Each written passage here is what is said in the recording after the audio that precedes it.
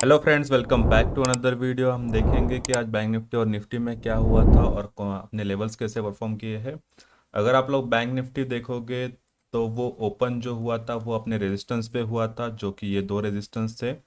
मैंने परसों वीडियो नहीं बनाई थी जिसके लिए आपको ये लेवल्स जो है नहीं मिली होगी, लेकिन मार्क तो जो मैंने किया हुआ था तो आप उस तरह से आप लोग देख सकते हैं।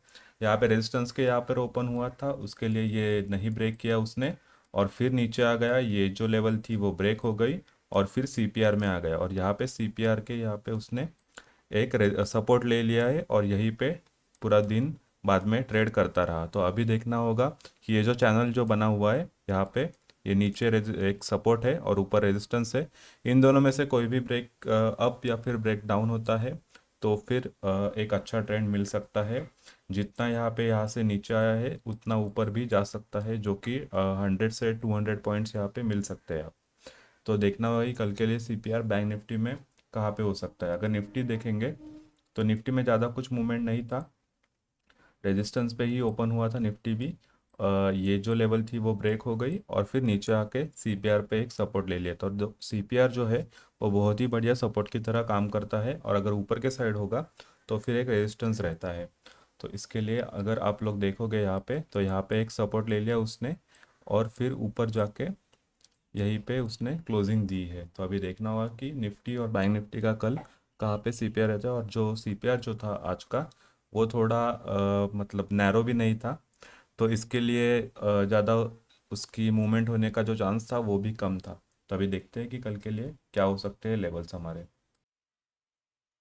तो बैंक निफ्टी में आप लोग देख पा रहे हो कि कल के लिए जो है नैरो सीपीआर है और जो प्रीवियस डे हाई लाइन और लो लाइन है वो रेजिस्टेंस और सपोर्ट के एकदम पास है। तो इसके लिए ये दोनों और ये दोनों जो कि मैंने चैनल बताया था आपको, अभी ये चैनल में फंस गया है। तो कोई भी तरफ अगर ब्रेकआउट या फिर ब्रेक डाउन होता है तो फिर अच्छा खासा मूवमेंट आ सकता है। अगर ऊपर के साइड देखोगे आप लोग तो 45,761 और 45,785 इन दोनों में से दोनों भी लेवल अगर ब्रेक होता है तो फिर 45,928 या फिर 46,000 भी जा सकता है।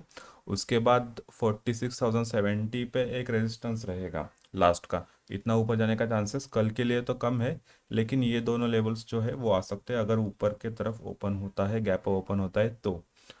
और अगर नीचे आ गया, मान लो सीपीआर भी ब्रेक नहीं कर पाया, तो फिर 45,473 और 45,446 एक सपोर्ट रहेगा। अगर वो दोनों ब्रेक होते हैं तो और नीचे आएगा 45,308 एक सपोर्ट रहेगा। अगर और नीचे आता है वो ये ब्रेक करके तो फिर आएगा 45,140।